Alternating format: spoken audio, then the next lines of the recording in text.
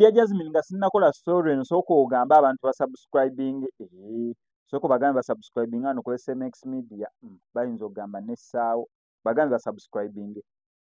Ogenda kunsobola neno lavu kyonsaba sogenda kunsobola neno lavu kyonsaba shobo manyo malawo nzeno malawo.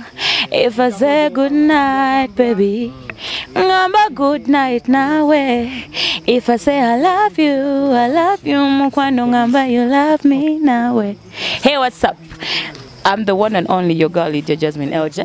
Ngamba saba banange subscribing ku SMX Media.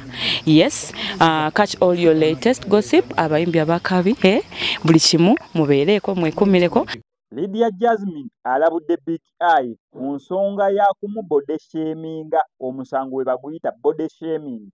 Okusinziira ku Lydia Jasmine yaperforminzeeko ku Comedy Store owa Alex Muhangi era watu waliwo ebifaananyi ebyakubiddwa. However, ebifaananyi byasoose okubeera nga bisatulatingibwa ennyo byebyo mu kubeera ng'olabako ku screen era nga ye Lydia Jasmine yavuddeyo okutegeeza eggwanga nti ebifaananyi si bibye ebisatulatinga wadde tulaba Lydia Jasmine naye yagamba oyo sinze. Nera ng'omusango yaguddewo ku Big Eye oluvannyuma lw'okusaasaanya obutambi ebifaananyi ebyo ng'agamba mbu oyo Lydia Jasmine. Okusinziira ku Lydia Jasmine agamba agenda kukwasaganya bannamateeka be basobole okubeera nga bakoomya ekintu kino nti Big Eye asusse okubeera nga amukolako effujjo eritagambika mwaka gumu mwaka ebiri myaka esatu akoze butaweera okulaba nga assa Lydia Jasmine wansi.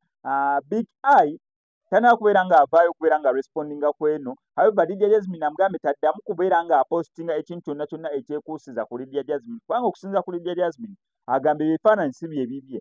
Kati ebya Lydia Jasmine ebituufu ng'omaze okulaba ebyo ebya Lydia Jasmine ebituufu bye bino kubanga ye abipostinze ku page n'agamba muve ku ebyo ebifaananyi ebiraga nga ba editinze ekibuto kyonna asitegeerekeka ninganga ali awo bw'atyo ebyanga ebituufu bye bino nga nyambadde costume y'emu n'era enjawulo osobola okubeera nga ogiraba. Ye bya yapostinze birungi nnyo. However, Big Eye by the way ni mu kugamba Big Eye naye muyinza okugetinga mistaken.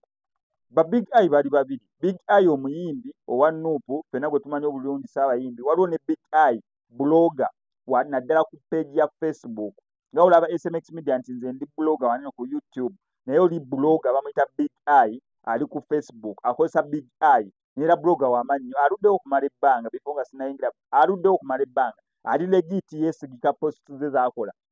So Lydia Jasmine agamba Big Eye osusse okubeera ng'ontanishinga erinnya lyange ne brand yange okubeera ng'ogissa wansi. Ebifaananyi ebituufu weebirinze bye napostinze naye gwonna abantu b'okolagana nabo bakusasula ssente n'opostinga ebintu ebitalina makulu kweganga olinganga ayagala okunswaza obuswaza. Naye ambadde costume eyo costume nina aba designers ab'enjawulo nina omubiri omulungi nina abantu abanyambaza so obeera okola kye bayita body shaming.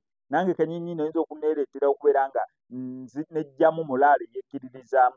So otaalwa Big Eye ne Lydia Jasmine simanyi exactly wagye lugenda kukoma naye wano ku SMX Media ngenda sigala nga nkuwa updates osobole okulaba wa gye binaggwera. Bw'ayagala SMX osobola okunkubirako enamba y'essimu naddala ku nsonga za bizinensi tujja beera tuzikwasaganya. Ne Lydia Jasmine lwaki sooka n'ogamba abantu ne basubscribinga ku SMX Media esooka obagambe basubscribing ekyo nakyo kiggwe.